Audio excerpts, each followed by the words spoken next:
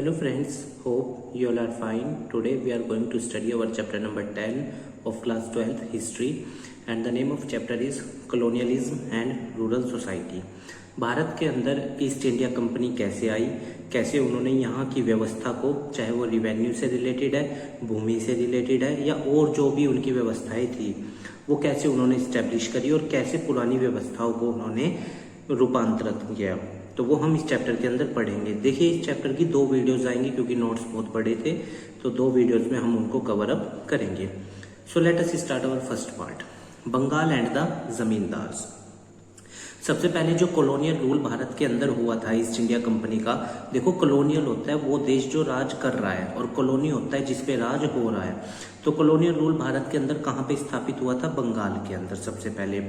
Rural society founded again, और जो अंग्रेज थे उन्होंने दोबारा से वही व्यवस्था बनानी शुरू करी थी जो मुगलों ने समाप्त करने की कोशिश करी थी, जैसे जमींदारा या फिर पीजेंट्स वाली जो सिचुएशंस थी इंडिया के अंदर जो खत्म की गई थी मुगलों के द्वारा, अकबर जी के द्वारा रिफॉर्म्स लिए गए थे या जहांगीर के द्वारा, तो उस व्यवस्था को अंग्रेज क्या कर रहे थे? दोबारा से स्थापित कर रहे थे। इस्टेब्लिश द न्यू रिजीम, प्रशासन काल ऑफ लैंड, ठीक है। न्यू रिजीम का मतलब होता है प्रशासन। वो क्या चाहते थे यहाँ पे कि नया प्रशासनिक व्यवस्था यहाँ पे क्या हो, स्थापित की जाए। जो अब तक ऑपरेशन था यहाँ पे प्रशासनिक एडमिनिस्ट्रेटिव कार्यों को करने का, उसमें क्या आया जाए? परिवर्तन आया जाए। और उन्होंने रिवेन्यू का सिस्टम भी हमारे यहाँ पे नया इम्प्लीमेंट करना चाहा कि रिवेन्यू की व्यवस्था को भी हम क्या करेंगे, नई तरीके से शुरू करेंगे कि कैसे रिवेन्यू वसूला जाएगा, कौन उसको कलेक्ट करेगा। And auction in the Burdwan. Burdwan क्या था? वहां बुर्दवान एक जगह थी, वहां के राजा का जो संपत्ति था वो नीलाम होने लगा। क्यों? क्योंकि वो राजा ब्रिटिशर्स को रिवेन्यू देने से वंचित रह गया था, मतलब वो नहीं दे पा रहा था अपना जो उसके ऊपर टैक्सेस लगे थे। In 1797 number of mahals estate held by the raja of Burdwan were being sold. उसकी जो संपत्ति थी, जो उसके घराने थे या जो उसके महल थे, वो सब क्या किए गए? बेचे गए। The permanent settlement. अब देखो परमानेंट सेटलमेंट क्या था? परमानेंट सेटलमेंट लॉर्ड कॉर्नवालिस के द्वारा, कंपटीशन का क्वेश्चन है याद रखना, इंडिया के अंदर शुरुआत की गई थी। इसके तहत क्या था कि रिवेन्यू फिक्स कर दिया जाता था कि उतना रिवेन्यू एक व्यक्ति को भरना है। तो the permanent settlement had come into the operation in 1793 में वो बंगाल में क्या हुआ? उस इम्प्लीमेंट हुआ, मतलब कि लागू हुआ। The East India company had fixed the revenue. East India Company ने रिवेन्यू तय कर दिया था कि भाई अब इतना रिवेन्यू भरना पड़ेगा। हर जमींदार का रिवेन्यू क्या था? उन्होंने तय कर दिया था। और जो भी व्यक्ति रिवेन्यू नहीं भरेगा ईस्ट इंडिया कंपनी को टाइम पे, उसकी संपत्ति क्या कर दी जाएगी? बेच दी जाएगी रिवेन्यू को कवर करने के लिए। अब राजा जो बुर्दवान के राजा थे उनके ऊपर बहुत कर्जे चढ़ गए क्योंकि वो अपनी जो उनके ऊपर रिवेन्यू था वो नहीं भर पाए, तो उनकी संपत्ति क्या की गई? बेच दी गई, ऑक्शन कर दी गई, नीलाम कर दी गई।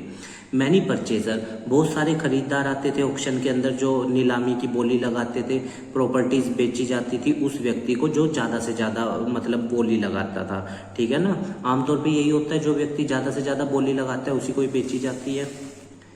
Many of the purchaser were servant of the raja, और आमतौर पर जो बहुत सारे खरीदने वाले परचेजर होते थे, खरीदार होते थे, वो राजा के ही सर्वेंट होते थे। हु बोट द प्रॉपर्टीज, वो क्या करते थे? देखो क्या होता है, कई बार मान लो नीलामी शुरू हुई, अब नीलामी में राजा के ही खरीदार है, राजा के ही लोग खरीदेंगे, तो वो क्या करेंगे? कम से कम पे खरीदेंगे ताकि क्या हो सके, राजा को खरीदने के, उसको मतलब की संपत्ति को खरीदने के बाद राजा को क्या कर सके? लौटा सके। तो ये भी एक चाल था। मान लो रिवेन्यू 100 रुपए का है और बोली लग रही 15 रुपए की, तो 85 रुपए जो टैक्स भरना था वो बार बार कट गया। तो अब क्या होगा? वो जो 15 रुपए की संपत्ति खरीदी गई वो दोबारा से वो वापस कर दी जाएगी राजा को ही। तो ये एक तरह की टेक्निक थी कहने का मतलब। Who bought the properties and give it to the raja back. जो परचेजर होते थे वो अधिकतर राजा के ही सर्वेंट होते थे जो संपत्ति को खरीदते थे और वापस राजा को दे देते थे।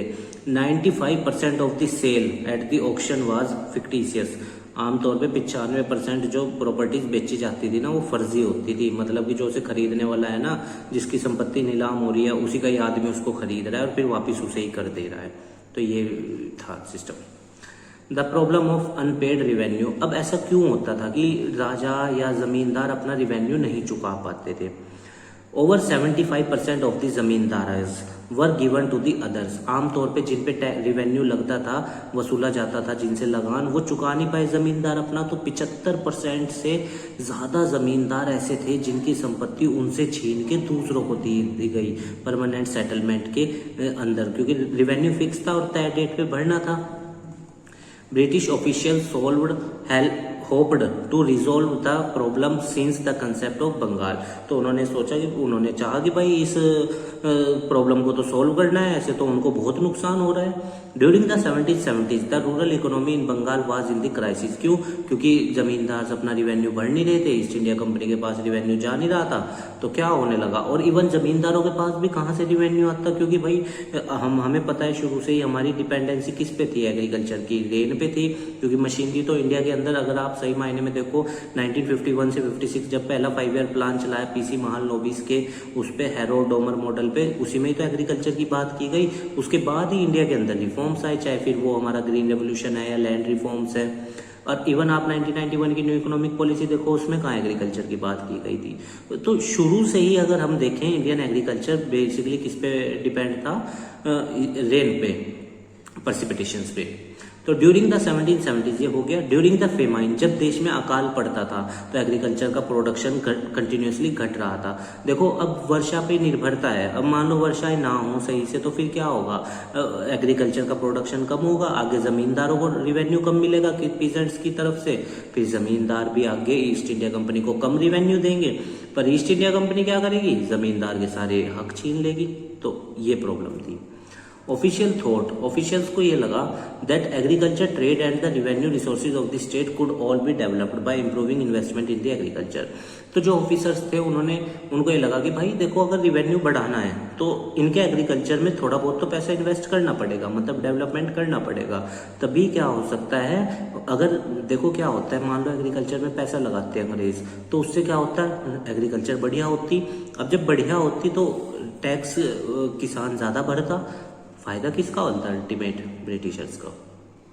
It could be done permanently fixing the rates of revenue. और ये एक तरीका और था कि भाई रिवेन्यू के रेट तय कर दो, पर सबसे पहले उससे पहली चीज थी कि भाई इन्वेस्टमेंट करना है एग्रीकल्चर में, उसके बाद रेट तय करने की बात होती। Company officials debated on the improvement of agriculture and contract to pay fixed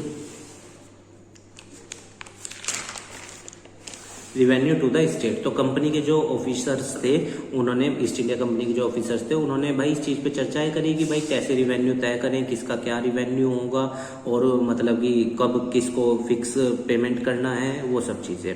they chose जमींदार एंड तलुकादार फॉर कलेक्टिंग टैक्स। तो उन्होंने किसको चुना, जमींदार और तलुकदार को, कि भाई आप लोगों की जिम्मेदारी है ये टैक्स इकट्ठा करना, किससे, पीजेंट से।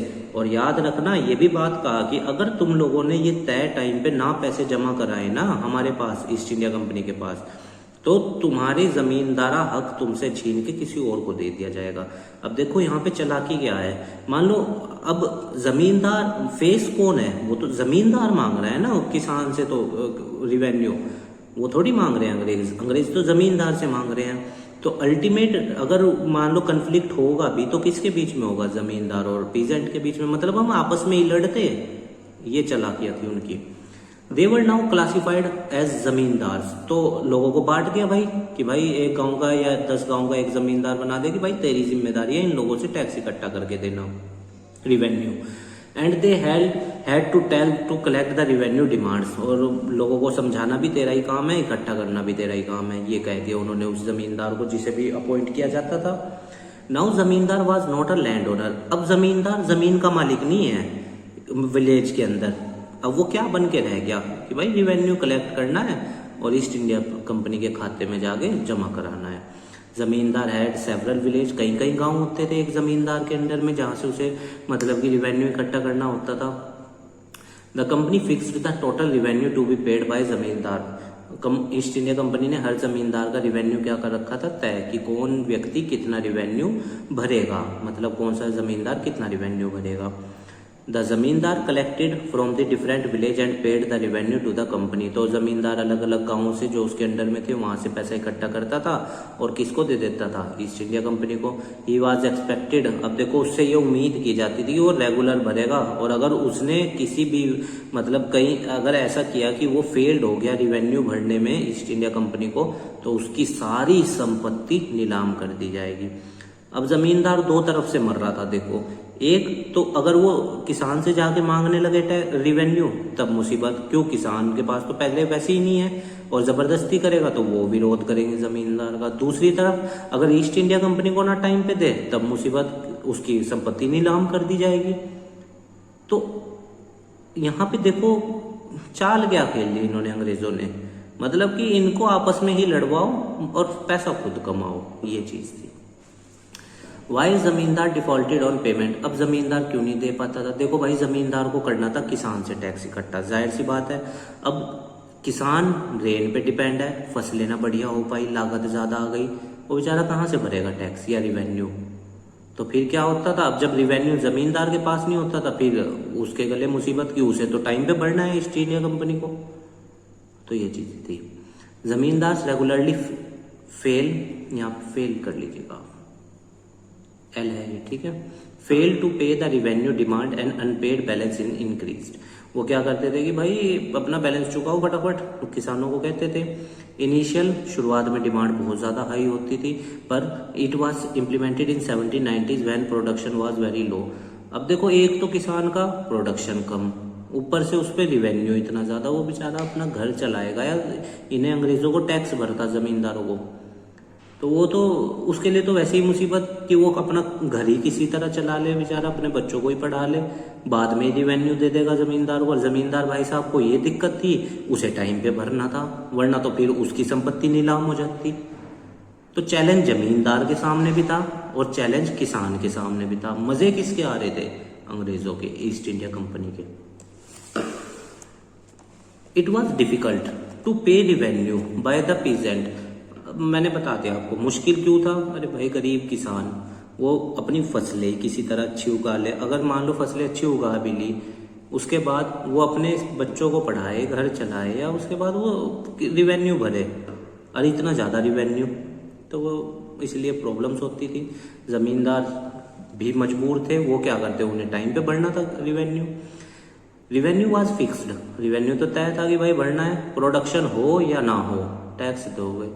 अब मान लो अंग्रेज भाई साहब को अगर ईस्ट इंडिया कंपनी को कोई समझावे, अगर किसान के एक तो इनकम का आए वो बेचारा कमा पा नहीं रहा, मतलब क्योंकि फसलें तो रेन पे डिपेंडेंसी थी उस वक्त, आज तो बहुत टेक्नोफाइड है एग्रीकल्चर भी। अब फसलें हुई नहीं, वो बेचारा टैक्स कहाँ से भर देगा भाई ने। अब ऐसे में अगर टैक्स नहीं देगा फिर उसकी जमीनें छीन ली जाएंगी, उसका एक्सप्लॉयटेशन होगा। तो हर हालत में अगर किसी को फायदा हो रहा था तो वो ईस्ट इंडिया कंपनी थी। आगे जमींदारों को कर दिया कि तुम लोग इकट्ठा करो, खुद बैकवर्ड में रह के पैसा कलेक्ट कर रहे थे। According to the sunset law, बहुत important question, if payment did not came to in by the sunset, अगर सूरज छुपने तक पैसा नहीं आया उस तारीख को, मान लो जैसे 10 तारीख 8वें महीने 2021 को पैसे देने हैं, तो 10 तारीख 8वें महीना की शाम तक, जब तक सूरज नहीं छुपता, अगर उस वक्त तक पैसा ना जमींदार ने जमा कराया ईस्ट इंडिया कंपनी को, तो जमींदार की संपत्ति क्या कर दी जाएगी, नीलाम। अब वो बेचारा क्या करे, फिर वो आगे उनसे किसानों से दबाव डालता था कि भाई टाइम पे जमा कराओ, जाहिर सी बात है। तो इनिशियली द पावर ऑफ जमींदार वाज लिमिटेड, पहले तो पावर जमींदार की लिमिटेड थी शुरुआत में कि भाई तेरे को रेंट इकट्ठा करना है या टैक्स इकट्ठा करना है, revenue. The company dismissed zamindars troops and customs सीमा शुल्क ड्यूटीज अबॉलिश्ड, और जो जमींदार मतलब कि उसके जो वो मिलिट्री रखता था अपनी, या उसके जो मतलब कि टैक्स लगाता था वो, या और किसी भी तरीके की, वो भी अबॉलिश कर दिए। अब देखो यहाँ पे चालाकी एक और ईस्ट इंडिया कंपनी की, एक तो जमींदार अपनी मिलिट्री नहीं रख सकता, अगर मिलिट्री रखेगा तो वो विरोध कर सकता है अंग्रेजों का, वो भी नहीं रख सकता, और जो सीमा शुल्क होता था वो भी नहीं वसूल सकता, और उन्हें टाइम पे चाहिए अपना पैसा कि भाई टाइम पे जमा करा दियो यहाँ। ऐसे में जमींदार क्या करता, वो फिर दबाव किस पे डालता, पीजेंट पे, और रिलेशंस किसके खराब होते, पीजेंट और जमींदार के। तो उनके मुँह जा रही थी और अंग्रेजों की। Their courts brought under the supervision of collectors appointed by the company, और कचहरीज बोलते हैं आमतौर पे हिंदी में। तो जो भी जमींदार की जो कोर्ट्स, जैसे गांव में आप देखते होंगे कि मान लो कोई मामला हो गया, मसला हो गया, तो आपस में सुलझा लिया पंचायत बिठा के। तो जो भी इस तरह के मतलब फैसले सुनाए जाएंगे जो जमींदार सुनाता था, वहां पे कलेक्टर बैठेगा। जैसे गांव इसके डिस्ट्रिक्ट के अंदर होती है ना, इसी तरह उन्होंने अपॉइंट कर दी थी उस वक्त कि भाई कंपनी का एक आदमी वो भी बैठेगा इसमें, और जब न्याय होगा। अब देखो यहाँ पे भी न्याय जो हो रहा है वो भी उनके हिसाब से होने लगेगा। क्यों? क्योंकि उनका ऑफिसर आ गया। जमींदार भाई साहब की पावर्स चली गई टू ऑर्गेनाइज लोकल जस्टिस और लोकल पुलिस को। क्यों? क्योंकि कलेक्टर साहब आ गए थे ईस्ट इंडिया कंपनी के, तो अब वो सारी पावर्स अपने हाथ में ले ली उन्होंने।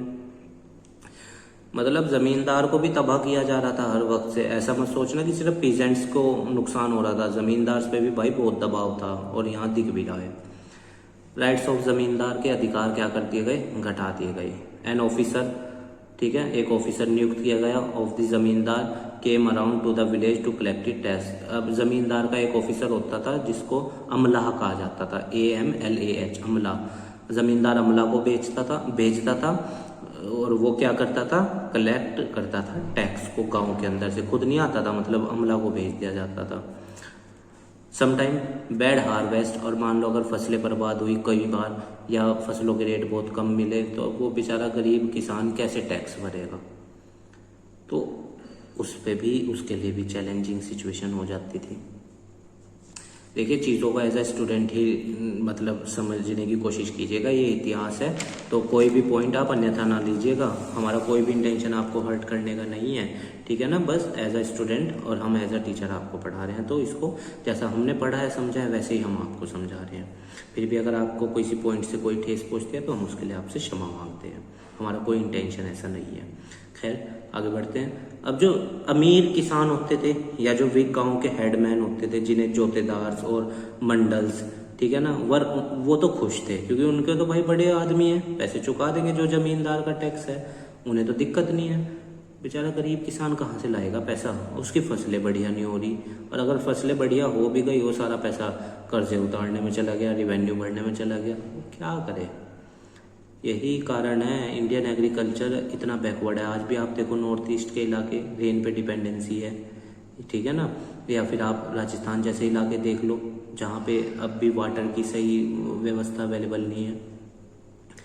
जमींदार कुड प्रोसिक्यूट्स, मुकदमा चला सकते थे जमींदार डिफॉल्टर्स पे, but the judicial process was long. अब न्यायपालिका का तो भाई आप जानते ही हैं हिसाब, तारीख लगती थी, लंबी तारीखें लग जाती थी, क्योंकि जज को, अब मान लो जज है या कलेक्टर जो ईस्ट इंडिया कंपनी ने अपॉइंट किया, क्या वो ईस्ट इंडिया कंपनी के खिलाफ फैसला सुनाएगा? कभी नहीं। तो न्याय भी भाई उस टाइम ट्रांसपेरेंट नहीं था, ठीक है ना। और मुकदमा चलता था, वो बेचारा, उसकी तो जमीन ही छीन ली जाती थी।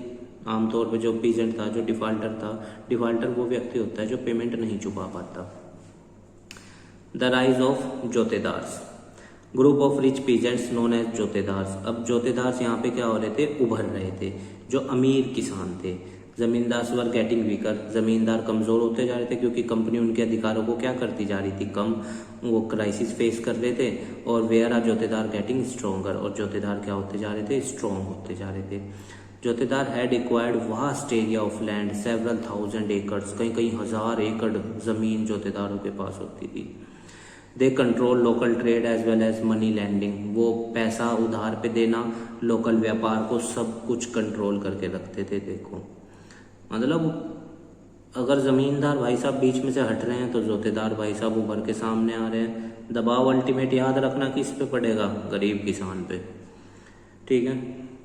They used immense power over the poor cultivator, अब वो अपनी ताकत का अंधाधुंध उपयोग करते थे गरीब किसान के ऊपर, उस पर हड़प लिया उसका, या इस तरह का लूटपाट कर लिया, या नकली कागजात बनवा के उसे लोन दे दिए, या फिर लोन की रिसिप्ट नहीं दी, जब अगर उसने चुका दिया तो नकली अंगूठे लगवा लिए, ये सब चीज़ें।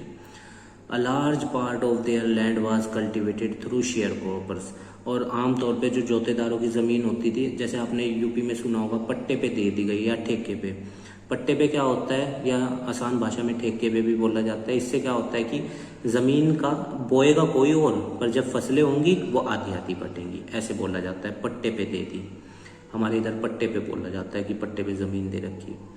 Throw sharecroppers who ploughed their own plugs.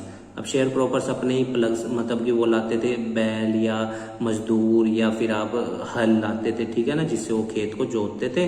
और जो भी प्रोड्यूस होता था, आधा जोतेदार का और आधा जिस व्यक्ति ने वो खेत बोया है उसका, ठीक है। ऐसे ही होता है आमतौर पे। आज भी जो व्यक्ति खुद नहीं जमीन बोता वो ठीक पट्टे पे दे देता है, ठीक है ना। फिर क्या होता है, उससे आधा आधा बांट लेते हैं। जमींदार लिव्ड इन अर्बन एरिया। जमींदार कहाँ रहते थे, शहरों में, और जोतेदार आमतौर पे गांव के अंदर रहते थे।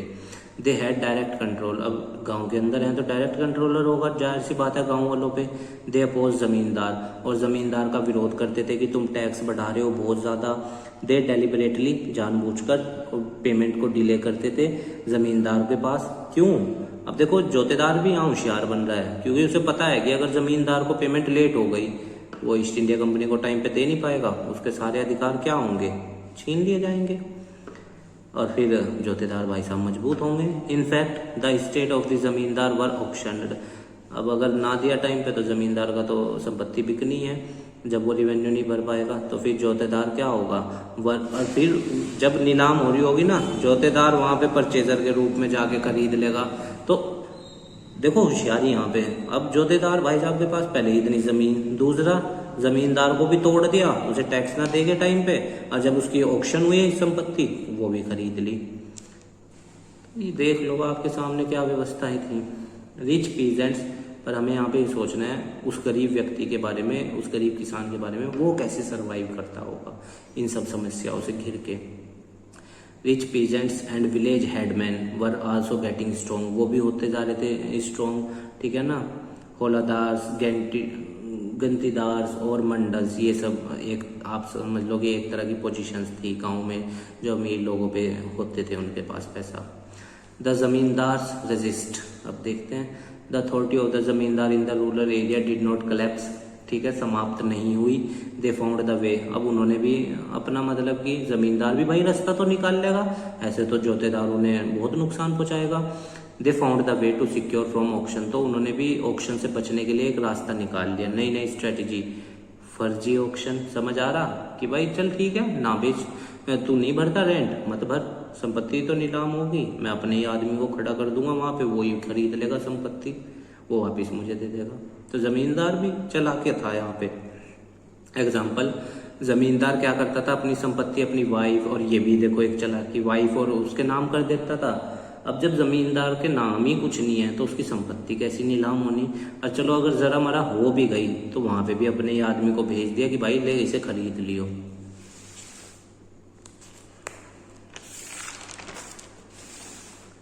Company had ordered that the property of women would not be seized. अब कंपनी का ये ऑर्डर था कि भाई वुमेन की संपत्ति सीज नहीं की जाएगी, तो जमींदार ने चालाकी दिखाई, उसने वुमेन के नाम कर दी संपत्ति। Second move, his agent manipulated the auction. मैंने आपको बताया अपने एजेंट को भेज देता था कि भाई ले जाओ ऑक्शन में जा और खरीद लियो संपत्ति, ठीक है। The zamindars man boat the property when a part of the state was. वही अगर जब संपत्ति बिकती थी तो जमींदार के आदमी खरीद लेते थे। दे रिफ्यूज टू पे up the purchase money, it was repeated many time. और ये बहुत बार होता था। अब इसमें फायदा क्या था, जमींदार की जान बच जाती थी कि भाई चलो रिवेन्यू नहीं भरा, कोई बात नहीं, संपत्ति बिकी, वापस अपने पे ही आ गई। एट लास्ट स्टेट वाज, आखिर में आके फिर जमींदार को कम रेट पे मिल जाती थी। मैंने आपको ये प्रोसेस बता दिया। Third move, when people from outside the zamindari bought up an estate at an auction, they could not always take possession. अब मान लो अगर जमींदार के आदमियों ने ना खरीदी संपत्ति, किसी और ने खरीद ली, जैसे मान लो फॉर एग्जांपल मैं यहाँ पे ही बना रहा हूँ, ये जमींदार है,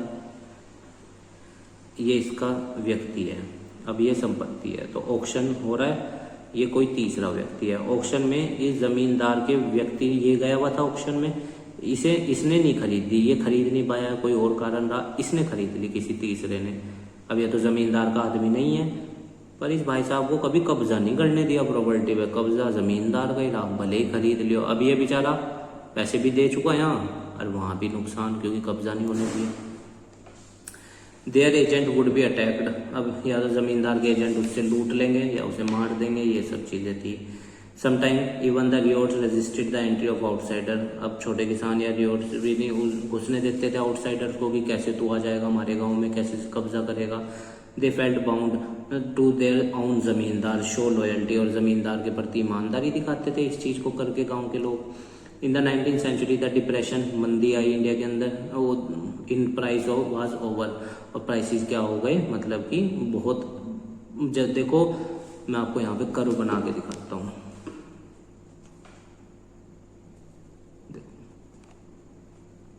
ये है मान लो इकोनॉमी, तो ये होता है बूम पीरियड, जब देश में बहुत ज़्यादा पैसा सब कुछ बढ़िया, और ये होता है रिसेशन, जब देश गिरने लगे, फिर ये मंदी आ गई यहाँ, फिर रिकवरी होगी, फिर बूम पीरियड, देश ऐसे ही चलता रहता है, बूम रिसेशन, और ये ऊपर जा रहा है रिकवरी, नीचे आ रहा है रिसेशन, ये इकोनॉमिक्स में है।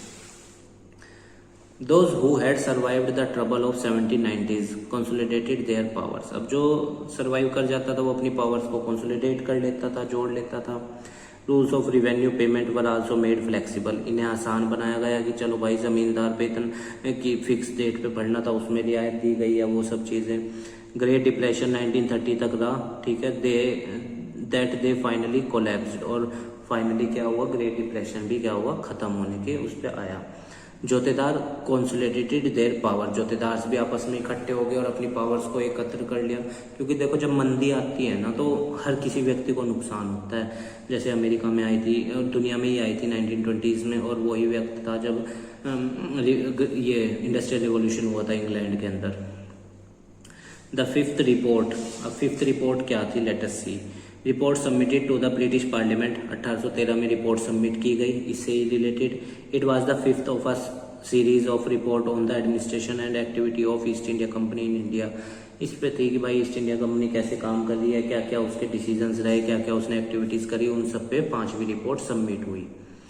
इट वाज 1002 पेज की थी, of which were 800 page petitions of zamindar की थी, रियोट्स की थी कि भाई रिवेन्यू कम करो, ये सब चीज़ों, मतलब याचिकाएं थी 800 पेज पे। तो in the mid 1760s the company establish his rule in Bengal, 1760 में, क्योंकि 1757 में हमें पता ही है बैटल ऑफ प्लासी, सिराजुद्दौला और रॉबर्ट क्लाइव। अब मुझे बताइएगा वो कौन सा फोर्ट था जिसकी वजह से लड़ाई हुई थी, कौन सा किला था वो बंगाल के अंदर जिसपे सिराजुद्दौला ने हमला किया था, ठीक है ना, कब्जे में ले लिया था, अपने कमेंट बॉक्स में बताना, ठीक है। यही सब क्वेश्चंस पूछता है, चाहे आप हिस्ट्री के बड़े लेवल के एग्जाम दें या पीसीएस के, तो अधिकतर इन सब क्वेश्चंस को वो पूछता है, बारीक क्वेश्चंस को। It activities were closely watched and debated in England, तो इन सब एक्टिविटीज पे चर्चाएं हुई इंग्लैंड के अंदर।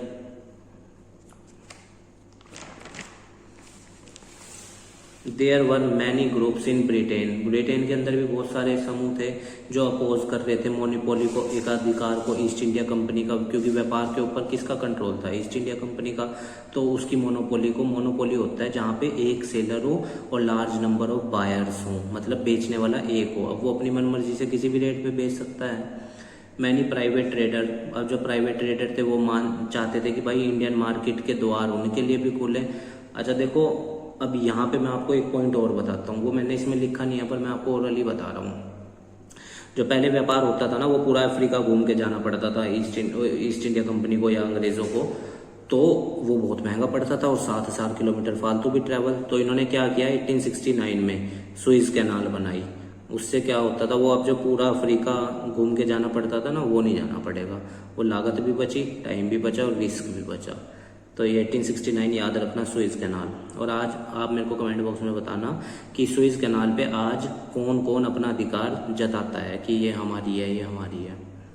Many political groups argued that the conquest of Bengal was benefiting only the East India Company, तो भाई बहुत सारे राजनीतिक ग्रुप ये कहते थे कि भाई इस बंगाल पे जो कब्जा हुआ इसका फायदा तो ईस्ट इंडिया कंपनी उठा रही, और किसी को, अंग्रेजों को इसका फायदा हो ही नहीं रहा, ना ब्रिटिशर्स को इसका फायदा हो रहा। Information about company मिसरूल and mall administration was hotly debated in Britain, बहुत तेजी से इस पर चर्चा होने लगी कि भाई कंपनी तो बहुत ज़्यादा एक्सप्लॉयटेशन कर दी। The British parliament passed a series of act, कानून बनाया गया 18वीं सेंचुरी में to regulate and control company rules in India, ठीक है ना, कि अब कंपनी रूल्स को क्या किया जा सके, कंट्रोल। और याद रखना 1857 की क्रांति के बाद 1858 में ब्रिटेन की महारानी ने सारी पावर्स डायरेक्ट कंट्रोल अपना जमा लिया था, जब मंगल पांडे जी ने 10 मई 1857 की क्रांति मेरठ से छेड़ी थी। और मंगल पांडे जी ही पहले व्यक्ति थे जिन्होंने इसमें अपना बलिदान दिया था, ठीक है ना। अब मुझे बताना 1857 की क्रांति हुई क्यों थी, कमेंट बॉक्स में बताना, ठीक है। It forced the company to produce regular reports, तो अंग्रेजों ने भाई कंपनी पे दबाव डाला कि भाई तुम अब अपनी रेगुलर रिपोर्ट्स जमा करा करोगे, और कमेटीज भी अपॉइंट की गई ताकि जांच की जा सके ये क्या कर रहे हैं इंडिया के अंदर। The fifth report was one such report produced by a selective committee. अच्छा, आप मुझे एक आंसर जरूर बताना कि इन लोगों के लिए कैसे आसान रहा हम पे राज करना या हमें बांटना, वो क्या कारण थे। अच्छा लगेगा हमें अगर आप बताएंगे कमेंट बॉक्स में। The evidence contained in the fifth report, तो जो 5वीं रिपोर्ट जमा की गई एक बार इसका ईयर देख लें, 1813 में, ये बहुत बहुमूल्य थी, 1002 पेज की थी। इसके अंदर ये बताया गया सारा कि क्या क्या इन्होंने ईस्ट इंडिया कंपनी ने वहां पे किया है। The HOE and the plough, hoe and the plough in the hills of Rajmahal, let us see. In the 19th century Buchanan travelled through the Rajmahal hills, described it. Buchanan travelled किया Rajmahal hills की ओर से। These hills appear densely, और ये बहुत क्या थी, dense hills थी, घाटियां थी। दीज एरियाज वर वेरी खतरनाक भी थे, ट्रेवलर के लिए बहुत ही साहसी लोग चाहिए थे जो यहाँ से ट्रेवल करते थे, क्योंकि लूटपाट बहुत होती थी। Wherever he went, people were unfriendly, worried about outsider and unwilling to talk to them. अब जहाँ पे भी ये बुचानन जाता था वहाँ के लोग बात नहीं करते थे, क्योंकि डरते थे कि भाई ये तो बाहरी है और मतलब इससे बात नहीं करनी, कहीं मतलब कोई नुकसान ना पहुँचा दे। A diary was written by where he travelled which contained cultures, तो बुचानन जैसे जैसे जहाँ से ट्रेवल कर रहे थे वहाँ के ऊपर इन्होंने मतलब बातें लिखी, वहाँ के कल्चर के बारे में अपनी किताब के अंदर बताया। These hills people were known as Paharias, तो इनको क्या कहा जाता था, पहाड़ियाज। आमतौर पे जो लोग पहाड़ों पे रहते हैं उन्हें पहाड़िया कहते हैं कि पहाड़ी लोग हैं, तो Paharias. They lived around the Rajmahal hills, तो वो इन घाटियों के, इन हिल्स के चारों तरफ रहते थे। पहाड़िया ग्रू अ वैरायटी ऑफ, और ये लोग क्या उगाते थे, अच्छा, they depend on forest produce, ये आमतौर पे जंगलों पे निर्भर होते थे, जंगलों से ही मतलब अपने लिए जो रिसोर्सेज चाहिए होते थे वो लेते थे और शिफ्टिंग कल्टीवेशन करते थे। पहाड़ियाज ग्रू अ वैरायटी ऑफ, ये क्या उगाते थे, पल्सेस, मिलेट्स, दालें उगाते थे। From the forest they collected, और जंगलों से वो क्या इकट्ठा करते थे, महुआ, अ फ्लावर, एक तरह का पौधा होता था जो खाने के लिए यूज होता था। They collected silk cocoons and resin for sale and wood for charcoal production, ये भी वो जंगलों से इकट्ठा करते थे, ठीक है। दे मोस्टली आमतौर पे जंगलों पे ही निर्भर होते थे, क्योंकि देखो जो भी व्यक्ति नेचर से जुड़ा हुआ है वो अपनी हर जरूरत को आमतौर पे नेचर से ही पूरा करता है। दे लिव्ड इन, वो किस में रहते थे, हटमैन में, झोपड़ी में, और तमरिंड में, ठीक है ना, इमली ग्रोव्स, बाग में, इमली के बागों में, या इस तरह के मतलब कि कच्चे मकान बना लेते थे और वहां पे रहते थे। They rested in the shade of mango tree, और आम के पेड़ की छाँव में वो क्या करते थे, लेट जाते थे जब उन्हें आराम करना होता था या बैठ जाते थे। They considered the entire region as their land, और वो इस पूरे रीजन को क्या कहते थे कि ये उनका है। Their chief maintain the unity, और उनका जो चीफ होता था वो एकता बना के रखता था ग्रुप के अंदर, ताकि और जो डिस्प्यूट्स होते थे, मसले होते थे, उन्हें भी सेटल्ड करता था। The Paharia regularly raided the plains where settled agriculturist lived, और मतलब कि क्या करते थे, ये वहाँ पे रेड लूटपाट करते थे पहाड़िया लोग जाकर, जहाँ पे सेटल्ड एग्रीकल्चर मतलब कि किसान रहते थे, जिनकी ज़मीनें या फिर मतलब फसलें बहुत अच्छी होती थी। Their raids were necessary for survival, particularly अब जब अकाल पड़ जाता था आमतौर पे उस टाइम ये ज़्यादा रेड करते थे, ताकि क्या कर सकें, लूट कर जो इकट्ठा होगा माल उसको क्या कर सके, यूज़ कर सकें जब अकाल पड़ रहा है, क्योंकि पैसों की जरूरत पड़ती है, भोजन की जरूरत पड़ती है।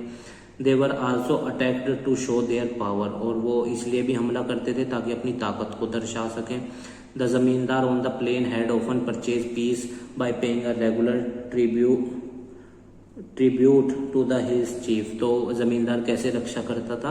आमतौर पे इसे आसान भाषा में कह लो हफ्ता पहुँचा के। जो चीफ्स होते थे इनके पहाड़िया मतलब जो ग्रुप्स था उन्हें टाइम पे पैसे पहुंचाता था कि भाई ठीक है तुम इधर मत आना, मैं हर महीने या जब भी जो भी हिसाब था उस हिसाब से पैसे भेजता रहूँगा। Traders gave a small amount to the hills people. और ट्रेडर्स जो रास्ते इन घाटियों से होके गुजरते थे, जो व्यापारी होते थे वो भी टैक्स देते थे कि भाई हमें इन रास्तों से जाने दो और पैसे ले लो हमसे। दबदबा था यानी पहाड़िया लोगों का। Once the toll was paid, जैसे टोल टैक्स पेड कर दिया जाता था तो पहाड़िया लोग ट्रेडर्स की रक्षा करते थे और वो जा भी सकते थे वहाँ से उन रास्तों से। अब पहाड़िया लोगों की प्रॉब्लम्स क्या थी? In the last decade of the 18th century उनको बहुत सारी प्रॉब्लम्स फेस करनी पड़ी, जैसे फ्रंटियर सीमाओं की of settled agriculture were increase. Settled agriculture बढ़ती जा रही थी तो उनका एरिया घटता जा रहा था। British encourage forest clearance. अब ब्रिटिशर्स ने तो जंगलों की कटाई बहुत बड़े स्केल पे करनी शुरू करी क्योंकि रॉ मटेरियल चाहिए था उन्हें। तो zamindar and jotedar turn uncultivated land into rice field. तो जो जमीन ने मतलब कि बोई नहीं जा रही थी उन पे जमींदार और जोतेदारों ने उन्हें बोना शुरू कर दिया, अनकल्टिवेटेड लैंड को यूज करना शुरू कर दिया। For the britishers extension of settled agriculture was necessary to increase the, और किस लिए? ताकि अंग्रेजों का रिवेन्यू उन्हें ज़्यादा मिल सके और वो इस देश में काबिज हो सके, मतलब कि सेटल्ड हो सके। They felt the people who live in forest were savage. अंग्रेजों का ये मानना था कि जो लोग जंगलों में रहते हैं वो जंगली मनुष्य हैं। अब देखो इंडिया में जो ट्राइब्स होते हैं आमतौर पे वो प्रकृति को, नेचर को अपनी मदर मानते हैं, पर ये अंग्रेज लोग उन्हें क्या मानते थे? जंगली मनुष्य, मतलब लूट के खा लो किसी भी तरीके से। ये पॉलिसी थी इन अंग्रेजों की। Uncivilised and difficult to govern, और उनका ये मानना था कि ये लोग अनसिविलाइज्ड है, इन्हें रहने खाने का नहीं पता, इन्हें सरकार मतलब कि डिसीजंस कैसे लेने हैं वो नहीं पता। पर अगर हम एक बात जैसे मैंने ट्राइब्स के बारे में पढ़ा है तो मैंने ट्राइब्स को और कंपैरिजन में अगर हम देखें उनमें यूनिटी होती है आपस में, ग्रुप्स में, दे लव ईच अदर, और सबसे बड़ी बात उनके अंदर डिफरेंसेस नहीं होते। तो ये मुझे बहुत बढ़िया बात लगी। Within the tribe there is no difference. पर अगर हम सिविलाइज्ड लोगों में देखो कितने डिफरेंसेस हैं, कम्युनिटी के अंदर ही इतने डिफरेंसेस आ जाते हैं। तो वो सारी चीज़ें, तो tribes are much better than, मतलब कि अगर हम एक कंपैरिजन करें तो अंग्रेज़ों ने ट्राइब्स को बिल्कुल ही नकारा, कहने का मतलब है उन्होंने कहा कि ये किसी काम के लोग नहीं हैं, जैसे जंगली मनुष्य कह रहा है। सो दे क्लियर्ड द फॉरेस्ट, तो उन्होंने जंगलों को काटना शुरू किया और एग्रीकल्चर की भाई इन जंगलों को काटो और यहाँ पे खेती करनी शुरू करो। और ये भी कहा कि अच्छा ठीक है चलो हम इन लोगों को सिविलाइज्ड भी बनाएंगे। सिविलाइज कुछ नहीं बनाना था, मेन था कि इन लोगों को जंगलों से निकाल लो और जंगलों को अपने फायदे के लिए यूज करो, कहने का मतलब ये था। एज सेटल्ड एग्रीकल्चर एक्सपेंडेड, अब सेटल्ड एग्रीकल्चर एक्सपेंड होगी तो जो फॉरेस्ट थे और जो चारागाह थे, जो पास्चर लैंड्स थे वो घटने शुरू हो गए क्योंकि अब तो उन पे फसलें उगाई जा रही है, परमानेंट सेटल्ड लैंड उनको एग्रीकल्चर किया जा रहा है उनके ऊपर। It increase the conflict between hills folk and settled cultivator, तो फिर जाहिर सी बात है अब लड़ाई तो होनी थी, कन्फ्लिक्ट तो बढ़ने ही थे। कॉलोनियल ऑफिशियल, अब जो अंग्रेज ऑफिसर्स थे उन्होंने कोशिश की कि भाई इन कन्फ्लिक्ट्स को कम किया जा सके। In the 1770s the British adopted a brutal and hunting the Paharias and killing them, तो इन्होंने एक पॉलिसी अपनाई 1770 में कि जहाँ भी पहाड़ियाँ दिखे इन्हें पकड़ो और इन्हें मारो।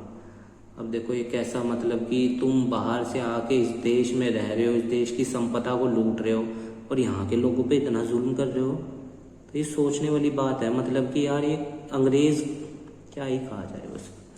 1780s Augustus Cleveland the collector of Bhagalpur adopted the policy of pacification, इन्होंने इस पॉलिसी को अपनाया। Paharia chief were given an annual allowance, Paharia chief को सालाना एक मुआवजा दे दिया जाएगा, ठीक है, कि ताकि लो भाई तुम इतना पैसा ले लो और अपने लोगों का भरण पोषण करो।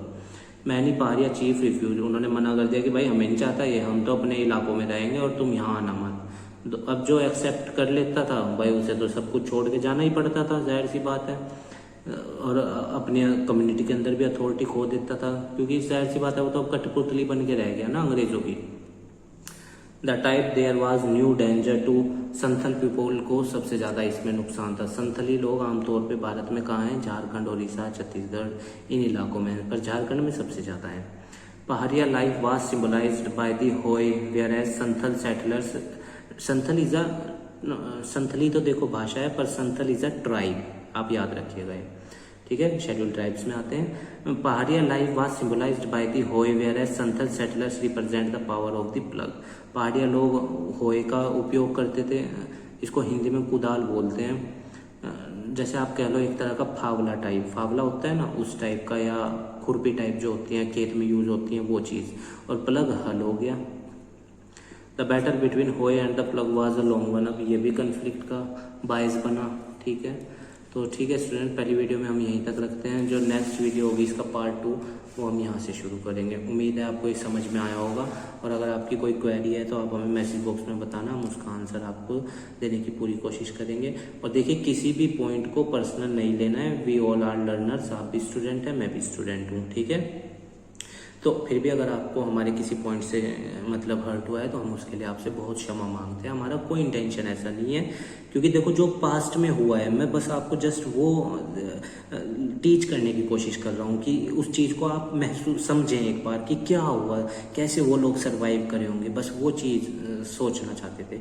क्योंकि कल को आप जब कॉम्पिटिशन्स में बैठेंगे या स्टेट लेवल के या सेंट्रल लेवल के, तो जब रिटन एग्जाम देंगे जनरल स्टडीज़ के पेपर, तो वहाँ पे इसी तरह के क्वेश्चंस आपसे पूछता है, ठीक है ना, कि जैसे बिल्कुल बुकिश नहीं होते वो क्या होते हैं, एक आपकी जनरल थिंकिंग को भी दर्शाने वाले क्वेश्चन होते हैं। तो ये चीज़ तो ठीक है स्टूडेंट्स, स्वस्थ रहिए, पढ़ते रहिए, और अगर आपकी कोई क्वेरी है कमेंट बॉक्स में बताना, और कोई सजेशन है वो भी आपका मोस्ट वेलकम है, ठीक है स्टूडेंट। धन्यवाद। पार्ट 2 इसका बहुत ही जल्द आएगा। Thank you.